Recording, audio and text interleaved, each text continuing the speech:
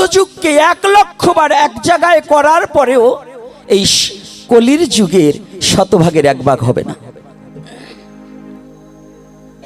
এটা যেন কেমন কথা নয়? আপনারা সবাই জানেন যে সত্যযুগ সর্বশ্রেষ্ঠ যুগ, নাকি? কি এটা জানেন না? কিন্তু মিথ্যা কথা, আপনাদের জানা বোঝার ভুল আছে। 1 লক্ষ সত্যযুগকে একত্রিত করলে কলির যুগের যেন কৃষ্ণ বলে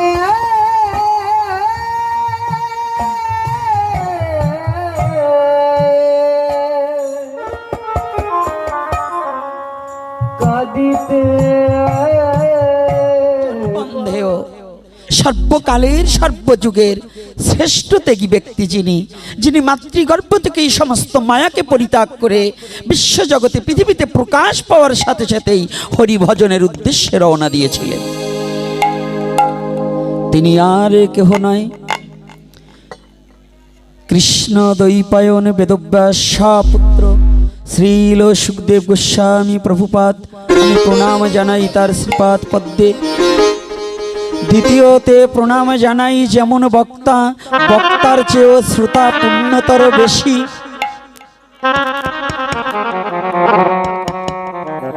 বক্তা মাতৃগর্ভ থেকে মায়াকে পরিহার করেছে, কিন্তু ভগবানকে দর্শন করেনি। কিন্তু যার কথা বলবো তিনি মাতৃগর্ভে বসেই ভগবানের রূপরাশি দর্শন করেছিলেন। এমনকি ভগবান তার প্রাণ রক্ষা করবার নিমিত্তে নিজেই বাহু বেষ্টনে নিজের সব বুকে ধরে বসেছিলেন। এই জন্যই সনাতন ধর্ম, পৃথিবীর যত ধর্ম আছে তার মধ্যে শ্রেষ্ঠ ধর্ম সনাতন। পৃথিবীতে যত ধর্ম আছে তার মধ্যে শ্রেষ্ঠ ধর্ম কোনটা? এই যুব সমাজ, যেগুলো যাবার চলে যায়, ধান যখন কুলো দিয়ে ঝাড়া দেয় না, চিটেগুলো এমনিতেই পড়ে যায় না? তা আজকে আসলে ভগবান একটু ভক্ত পরীক্ষা করলেন, আসলে কি হরিকথা শ্রবণ করবার আসছো না পাং পুং দেখাবার আসছো? যেগুলো পাং দেখাবার আসছে, যখনই কারেন্ট গেছে ওগুলো ঝরে পড়েছে। কথাটা বোঝেন নাই? ভগবানও মাঝে মাঝে একটু পরীক্ষা করে। সবাই তার হরিকথা শ্রবণের জন্য আসে না। আজকে হ্যাঁ হয়েছে, এখন কথা শোনো। আর কথা বলবে না বাবা, তুমি এখন বসে পড়ো, সুবল পিছনে তোমার লোক। তাহলে সনাতন ধর্ম পৃথিবীর সবচেয়ে যত ধর্ম আছে তার আদি ধর্ম কোনটা? ভালো করে কিন্তু জানতে হবে। সনাতনী জাতি, বিশেষ করে গোপালগঞ্জ ডিস্ট্রিক্টের লোকেরা একটু ভালো করে জানা দরকার। কারণ এই গোপালগঞ্জ ডিস্ট্রিক্টের লোক এখনো যে সনাতন কুলে জন্মগ্রহণ করে এদের জন্ম যে কত ধন্য এখনো বুঝতে পারেনি। এদের এখনো গোপালগঞ্জ ডিস্ট্রিক্টের অনেকের ব্যক্তিরই, শতকরা 80 জন ব্যক্তির এখনো অজ্ঞ যে আমরা সনাতন ধর্মে জন্মগ্রহণ করে আমাদের কত পুণ্যতা, এবং বহুত জন্মের পুঞ্জিত ফলম হেন জন্মলাভ হয়েতে। বহু বহু জন্মের পুণ্য না থাকলে সনাতন ধর্মে জন্মগ্রহণ করা যায় না। এই সনাতনের পুণ্যতা প্রাপ্তি কোথায়? এই সনাতনে ভাগবতের প্রবেশিকা দিয়েই আরম্ভ হয়ে গেল। সনাতনের মাহাত্ম্য, সনাতনের বৈশিষ্ট্য এবং সনাতন ধর্মের দয়া, কৃপা, ভালোবাসা, প্রেম, এগুলো যদি পৃথিবীর অন্য কোনো ধর্মে কোথাও দেখাতে পারবে না। একটাই ধর্ম, তার নাম সনাতন। এই সনাতন ধর্মে যে বর্ণনাটা দিয়েছে, ভক্তের জন্য ভগবান গোলক ছাড়িয়া ভুলকে আসিয়া তার ভক্তকে রক্ষা করবার নিমিত্তে মল মূত্র ক্লেশ উপেক্ষা করিয়া ভগবান বাহু বেষ্টনে রাখেন ধরিয়া। কাকে রেখেছিলেন? সে আর কেহ নয়, পাণ্ডু কুলোদ্ভব রাজাদিরাজ মহারাজ পরীক্ষিত। আমি প্রণাম জানাই তার শ্রীপাদ পদ্মে।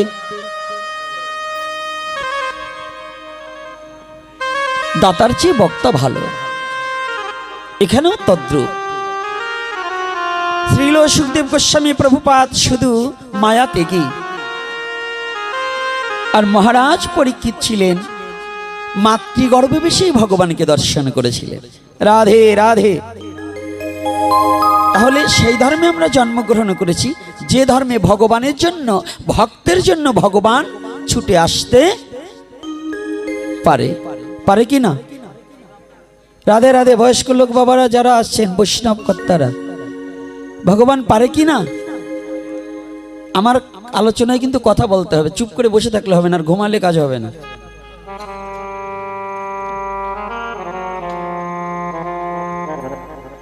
এই সনাতন ধর্মের বাস্তবতার উপরে কিছু আলোচনা করতে হবে। সনাতন হচ্ছে দর্শনের ধর্ম, সনাতন হচ্ছে নগদের ধর্ম, বাকির কোনো ধার ধারে না। যারা দূর দূরান্ত থেকে ছুটে এসেছেন, এই সনাতন ধর্ম দর্শন ছাড়া কোনো কথা বলে না। কেন দর্শন? আজকে শিক্ষক মন্ডলী আছেন, আমার ঘরেও দেখা করেছেন কয়েকজন শিক্ষক বাবারা, অনেকেই শিক্ষক এখানে আছেন, শিক্ষিকাও আছেন। পৃথিবীর কোনো ধর্মে যখন শিক্ষা ব্যবস্থা চালু ছিল না, একমাত্র সনাতন ধর্মেই তখন শিক্ষা ব্যবস্থা চালু ছিল। পৃথিবীর সর্বপ্রথম বিশ্ববিদ্যালয়টা কোথায় জানেন? রাধে রাধে। কোথায়? সেটা কি ভারতবর্ষের আওতাভুক্ত কিনা? এই ভারতবর্ষের আওতাভুক্তে সনাতনী জাতিই তো আগে এটাকে দিয়েছে নাকি? তাহলে এই সনাতনী জাতি যে পৃথিবীর আদি শিক্ষিত জাতি, এই সনাতনী জাতি পৃথিবীর আদি জ্ঞানী জাতি, এই সনাতনী জাতি ভগবানের নিকটবর্তী যাত্রী। এই সনাতনী জাতি একমাত্র ভগবানের প্রিয়তম প্রিয়তমা। বন্ধু ভাই ব্রাদার সমস্ত হওয়ার অধিকার একমাত্র সনাতন ধর্মেই আছে, অন্য কোনো ধর্মে নেই। ভগবান পুত্র হিসেবে এসেছে কারো ঘরে, একমাত্র সে ধর্মটার নামই সনাতন ধর্ম, যে ধর্মে ভগবান পুত্র রূপে এসে ভক্তকে দেখা দিয়েছে। দিয়েছি কিনা? সনাতন ধর্মে যারা জন্মগ্রহণ করেছেন, এত কাপুরুষ হলে চলবে না, একটু বীর পুরুষের সঙ্গ করুন। আর ভিতরে যে ঘুমান্ত যে পিতাটা ঘুমিয়ে আছে তাকে একটু জাগ্রত করুন। ঘুমিয়ে আছে শিশুর পিতা, সব শিশুরই অন্তরে, তো ঘুমালে হবে না, একটু জাগাতে হবে। আর এই জাগাতে হলে কি হবে? চেতনে চৈতন্য লীলা, নামে প্রেমে ভাসাইলা, ভক্তগণ সঙ্গে খেলা, প্রফুল্লিত তনুমনে, ধন্য শ্রী চৈতন্য আমার চেতন কল্যাণে প্রেমদানে। এহনো ভাব গুপ্ত সিন্ধু, নির্যাসিতে গৌর পুণ্য ইন্দ্র, সিন্ধুর বিন্দু দানে মহাজনে। ভুলে গেছেন নিজের পিতৃ পরিচয়। সনাতনী জাতি আগে নিজের বাবার নামটা ভুলে গেছে। জন্ম দিলেই বাবা হওয়া যায় না। জগতের পিতা কৃষ্ণ তাহে যে না ভজে বাপ, পিতৃদহি পাতকির হয় জন্মে জন্মে তাপ। কলির যুগকে, কলির যুগের যুগ অবতার, ক্ষণ অবতার নয়, যুগ অবতার। আজকে আমার গৌতম আছে এখানে, গৌতমের খুব চৈতন্য চরিতামৃতের উপরে খুব দক্ষ কবি গৌতম, যারাকে আপনারা চিনেন। আরও হয়তো আমার অজানা ভক্তরা এখানে লুকিয়ে আছে, যারা চৈতন্য চরিতামৃতের উপরে দখল করে বসে আছে। আমাদের সনাতন জাতির এখনো যুগ অবতার আর ক্ষণ অবতার এই বোধগম্যই অনেকের হয়নি। যুগ অবতার কাহাকে বলে আর ক্ষণ অবতার কাহাকে বলে? এই কলির যুগের যুগ অবতার একজনই, তিনি হচ্ছেন শ্রীমান গৌর হরি। কে গো? শ্রীমান। তাহলে বলবেন অমক অবতার তমক অবতার, হ্যাঁ হতে পারে, এরা ক্ষণ অবতার, কিন্তু যুগ অবতার নই। একটা যুগের জন্য একজনই যুগ অবতার, আর সব ক্ষণ অবতার। কিছু সময়ের জন্য পৃথিবীতে এসেছিল, আর এই যুগের ভূভার হরণ করবার নিমিত্তে একমাত্র কলির যুগের যুগনায়ক শ্রীমানে গৌরহরি, আমার গৌরহরি বিশ্ব জগৎকে চেতন করাবার নিমিত্তে নিজের অস্তিত্বকে ভুলে গিয়েছে। এমন ভগবান কোথায় পাবে গো? কোন যুগে পাওনি যাহা, কলির যুগে পেয়েছ তাহা। সমস্ত যুগের মধ্যে, চারি যুগের মধ্যে কলিযুগ হচ্ছে ধন্য হইতে ধন্যাতীত।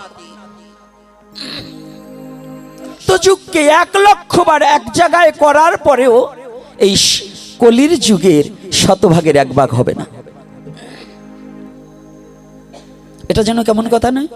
আপনারা সবাই জানেন যে সত্যযুগ সর্বশ্রেষ্ঠ যুগ, নাকি? কি এটা জানেন না? কিন্তু মিথ্যা কথা, আপনাদের জানা বোঝার ভুল আছে।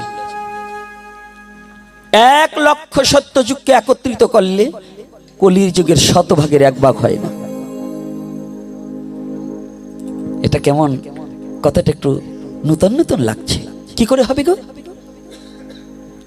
যে যুগে নিজে ভগবান তার ভগবানত্ব লুকিয়ে রাখলেন, যে যুগের ভগবান জগতে জীবের জন্য মিশিবার নিমিত্তে গোলক ছাড়িয়া ভুলকে আসিয়া নিজে ভগবানত্ব ভুলিয়া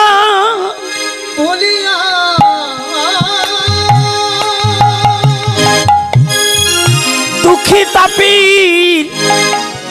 সাথে মিশিবার লাগিয়া কলিহত কাঙাল জীবের সাথে মিশিবার লাগিয়া ভগবান আমার নিজেই কাঙাল হয়ে গেলেন, নিজেই দুঃখী সাজিলেন। কোন সুখী ব্যক্তি দুঃখীর সাথে কোনো সম্পর্ক করতে চায় না। কোন ধনাঢ্য ব্যক্তি কখনো কোনো কাঙালের সাথে সম্পর্ক রাখতে চায় না। এই প্রাকৃতিক জগতে নিয়ম আছে, যদি কোনো অভাবী ব্যক্তি থাকে না, তারে জগতে কেউ ভালোবাসতে চায় না।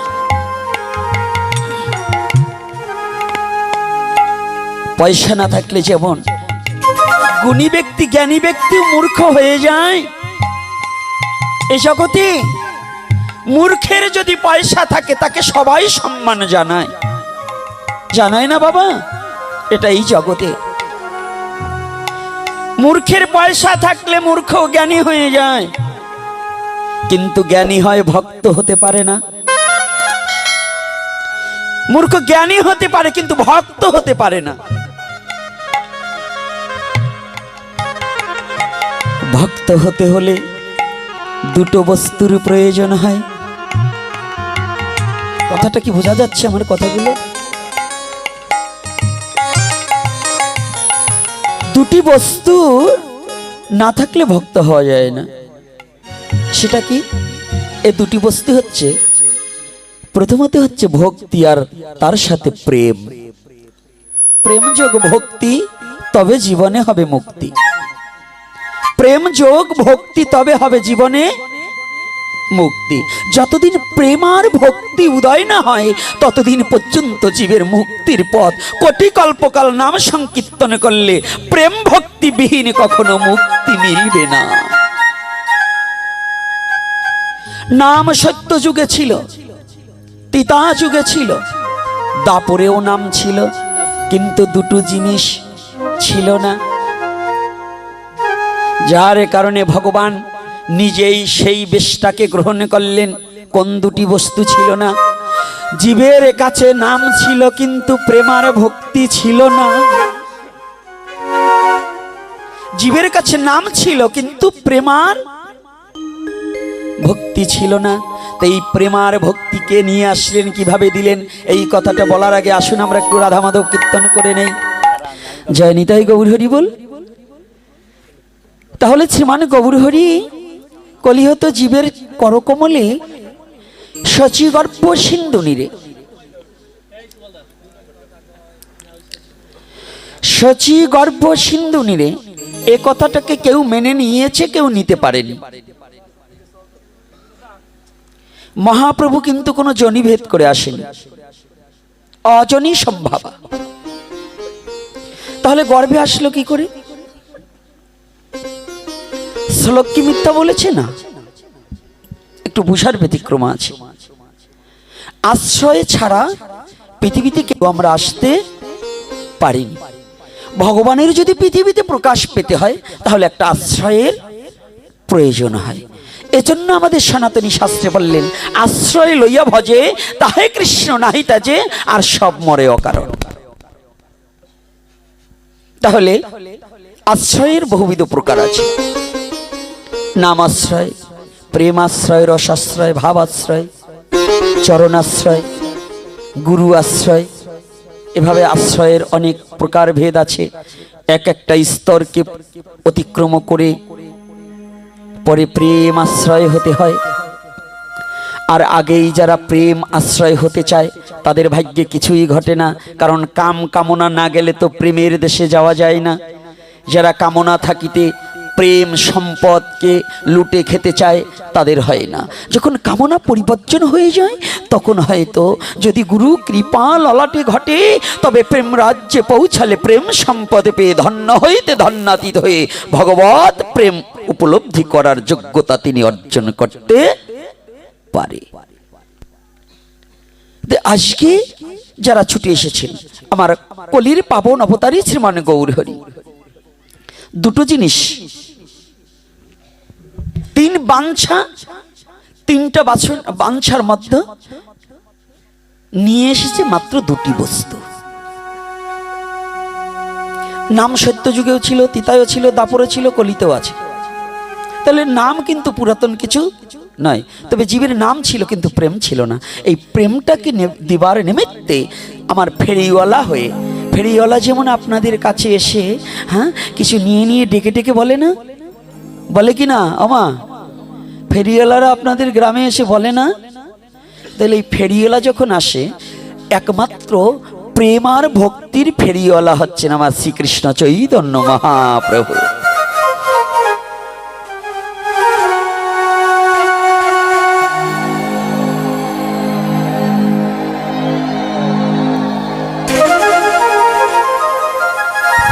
উলুধ্বনি একবার দেবেন ভাগবতী। প্রেমার ভক্তির ফেরিওয়ালা।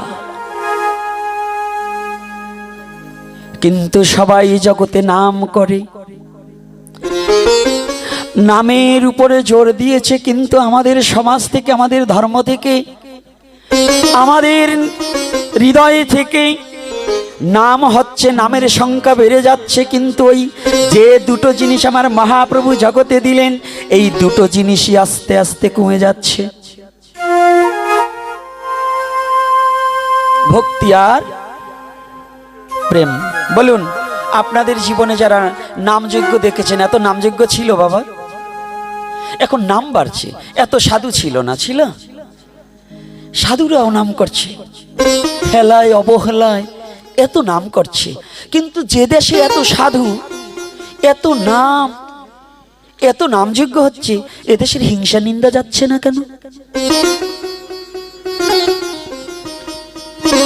পরচর্চা, পরনিন্দা, হিংসা।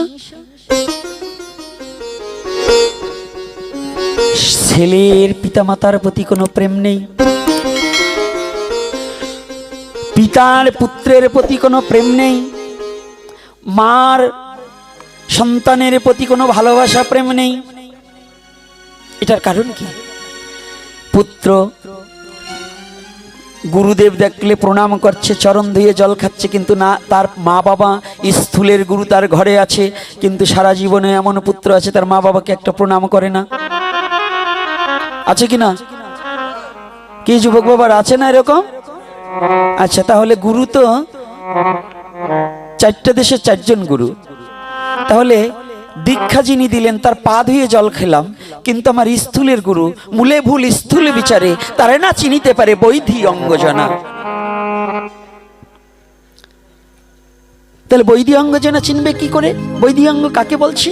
যিনি ঘরের খবর না নিয়ে শুধু পরের খবর নিয়ে বেড়ায়, এরাই হচ্ছে বৈধি অঙ্গজনা। তাহলে ঘরের খবর কি? আগে স্থূলকে বিচার করতে হবে। আমার শ্রীকৃষ্ণ চৈতন্য মহাপ্রভু নিজে কি করতেন? প্রতিদিন শিক্ষাটা কোথায় একটু জানতে হবে। আজকে আমি আসার সাথে সাথে আমার এক শিক্ষক বাবা এসে বলছেন, বাবা আপনাকে নিষেধ করব না, তবে আপনি অন্য ব্যাপারে কোনো কথা বলবেন না। কোন ব্যাপারে? এখানে যতজন আছেন, এখানে আর কয়টা ভক্ত? আপনাদের চরণের আশীর্বাদে আপনাদের এই মূর্খ গোপীনাথের স্টেজে এখন 2, 4, 5, 10 হাজার লোক অনবরত থাকে।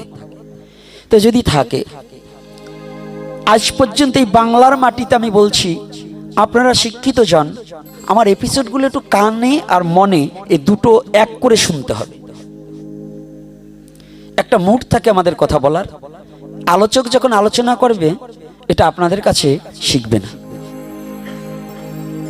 মহাপ্রভু যাহাই স্টেজে বলাবে তাহাই আমার বলতে বাধ্যতা থাকিব, কারণ মহাপ্রভু ইচ্ছা করলে আমাকে এখন প্যারালাইসিস করে পঙ্গু করে দিতে পারে কি না? এই যোগ্যতা আমার ভগবানের নেই। তাহলে তিনি যাহা বলান তাহাই আমার বলতে হবে। আমি চ্যালেঞ্জ করে বলছি, এই বাংলার মাটিতে আমার একটা এপিসোডে যদি কোনো ধর্ম নিন্দা এবং অন্য ধর্মকে হিংসা করার কথা বলা থাকে, যে শাস্তি এসে আমি তা মেনে নেব। আমার এপিসোডের মধ্যে কোনো রাজনীতি নেই, আমার কথার মধ্যে, আমার আলোচনার মধ্যে কোনো রাজনীতি কথা নয়। আমি কাকে ভোট দেবেন এটা আমি বলিনি, কার দল করবেন এটা বলিনি, শুধু আমার বলা আছে আমার সনাতনী জাতির ন্যায্য অধিকারের কথা। তাহলে আমার এপিসোড না শুনে আপনারা মন্তব্য করাটা এটা ঠিক না। সে যে হন, আগে শ্রবণ করতে হবে কথাটা কি, এটা কি আমার জাতির স্বার্থে, আমার ধর্মের স্বার্থে বলছি কিনা। আমি তো কোথাও কোনো এমন কোনো এপিসোড নেই, এখানে আবাল বৃদ্ধ বনিতা নারী পুরুষ যারা আছেন, আমার একটা এপিসোডে বলতে পারবেন আমি কোনো মুসলমান ধর্মকে নিন্দা করেছি, আমি কোনো মহাপুরুষকে নিন্দা করেছি। আমার একটাই দোষ, আমার নিজের জাতির ন্যায্য অধিকার আদায়ের জন্য যদি আমার মৃত্যুবরণ করতে হয় সেটাও করব, তবু আমার এই কথা বলবো।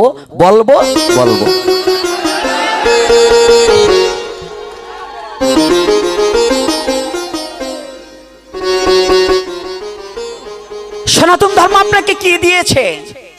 উপন্যাস পড়েছেন, নাটক নোবেল পড়েছেন, কিন্তু চৈতন্য লীলাটাকে কোনোদিন হৃদয়ঙ্গম করেননি। আপনার ছেলেকে 50,000 টাকা দিয়ে একটা মোবাইল কিনে দিতে পেরেছেন, একখানা শ্রীমদ্ ভগবত গীতা কিনে দেওয়ার মতো মা বাবা খুব কম আছে।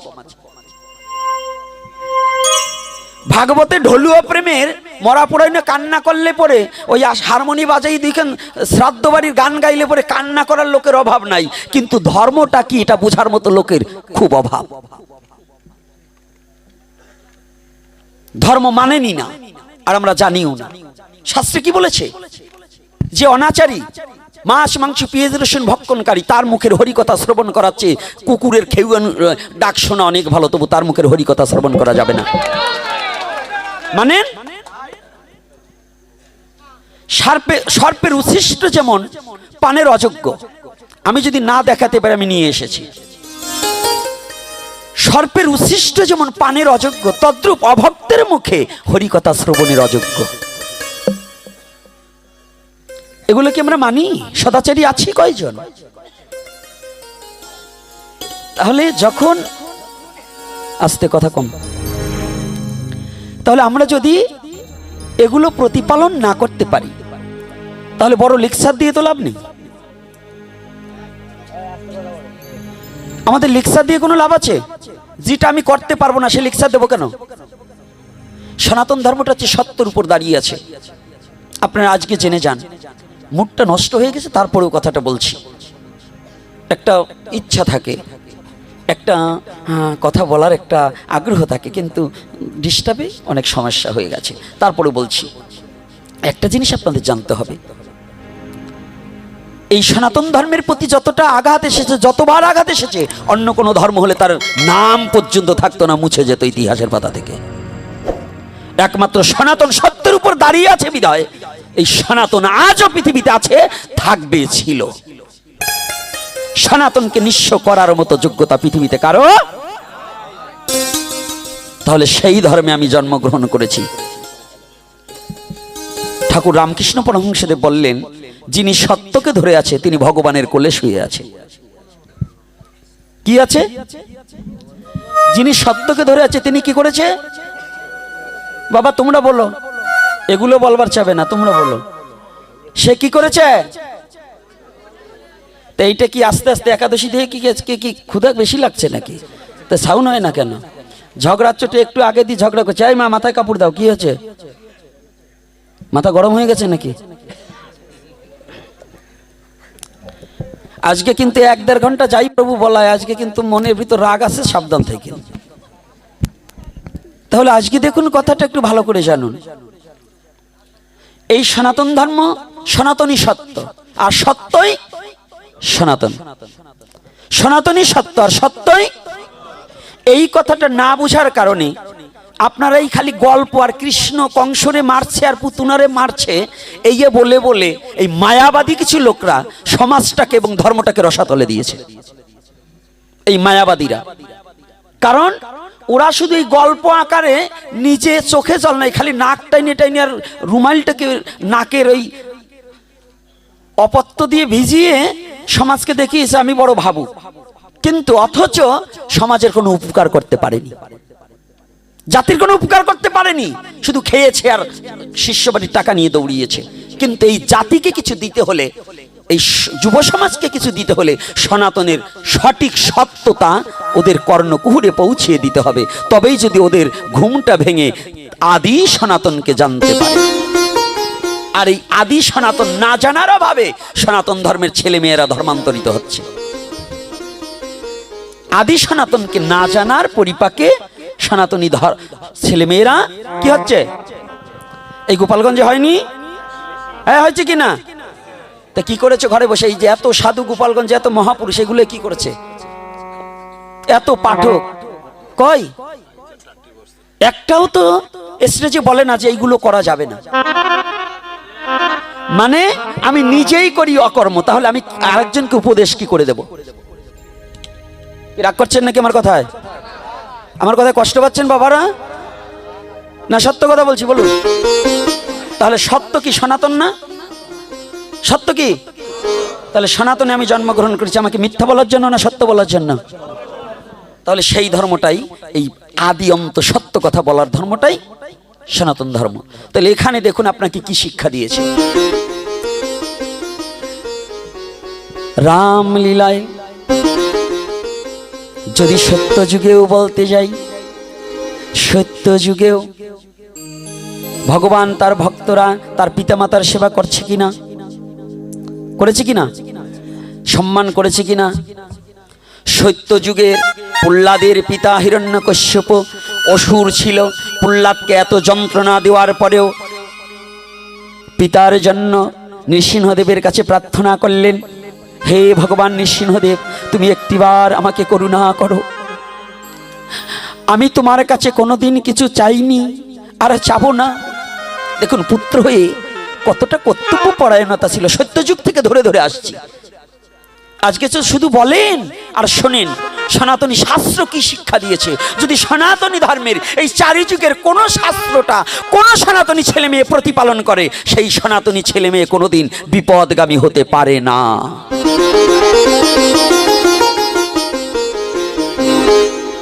সঞ্জিত এদিকে এসে বসো, সঞ্জিত সামনে এসে বসো, এদিকে এসো বাবা, ওর একটু বসতে দাও, এত কষ্ট করে একটু পিছনে আসলেও বসতে দিতে হবে। তাহলে আজকে দেখুন কথাটা, আমার কথাটা একটু কোথায়, সত্যযুগ থেকে ধরে ধরে। আপনার পিতা আপনাকে একটা থাপড় মারলে আজকাল ছেলে পেলে মা বাবাকেও মেরে দেওয়া লোক আছে, আর আছে কিনা? এরকম কুলাঙ্গার সনাতন ধর্মে জন্মগ্রহণ করেছে না, মা বাবার গায়ে হাত দিচ্ছে। আমি ভগবানের কাছে প্রার্থনা করি, যদি সঠিক মা বাবা হয়, মা বাবা যদি ছেলের প্রতি কোনো অবিচার না করে, ওই সন্তান যদি দুরাচারী হয়, যে হাত দিয়ে ওই মাকে মেরেছে বাবাকে মেরেছে, কুষ্ঠবেদী হয়ে যেন ওই হাতগুলো খসে পড়ে যায়। এটা হয়েছে, আমি বাস্তবে দেখিয়ে দেব। কাশিমপুরের দীক্ষিত এখানে আছেন না? আছেন কিনা? এই 22টা কাশিমপুর, তার দিঘিল কাশিমপুরে যাবেন, ওই দিঘিল কাশিমপুরে একটা ব্যক্তি এই ঘটনা ঘটেছে জানেন, তার মাকে লাথি মেরেছিল। জমি বিক্রি করে দিচ্ছে, মাত্র 10 কাঠা জমি আছে, মা গিয়ে দাঁড়িয়েছে, বাবা এই 10 কাঠা জমি যদি তুই বিক্রি করে দিস তাহলে তোর এই মেয়েগুলো কি খাবে? মাকে ওই দরজার সামনে দিয়ে লাথি দিয়ে ফেলে দিয়েছিল। মা খুব যন্ত্রণা পেয়ে খালি শুধু দাঁড়িয়ে বলেছিল, গোবিন্দ, যে পা দিয়ে আমাকে লাথি মেরেছে আর যে হাত দিয়ে আমাকে এতদিন মেরেছে, আমি চোখে দেখে যেতে চাই, ওর যেন কুষ্ঠবেদী হয়। এই কথা বলে কে? ওর যেন কুষ্ঠবেদী হয়। আমি তাকে দেখেছি সচক্ষে, নামটা বলবো না তাহলে অনেকেই ই করবেন। আপনারা শুধু দিঘলিয়া কাশমপুর আপনারা যাবেন, খগেনবাবুর বাড়ির পাশে, সেখানে যে জিজ্ঞাসা করবেন এই ঘটনা কে ঘটিয়েছিল আর কি হয়েছিল। বাস্তব জীবনের কথা বলছি। সেই মা জীবিত থাকাকালীনই এই নাকটা পর্যন্ত পচে পড়ে গিয়েছে। এটা আমার জীবনের সচক্ষে দর্শন, সচক্ষে দর্শন।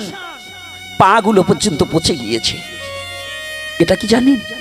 এটা বাস্তব সনাতনের শিক্ষা।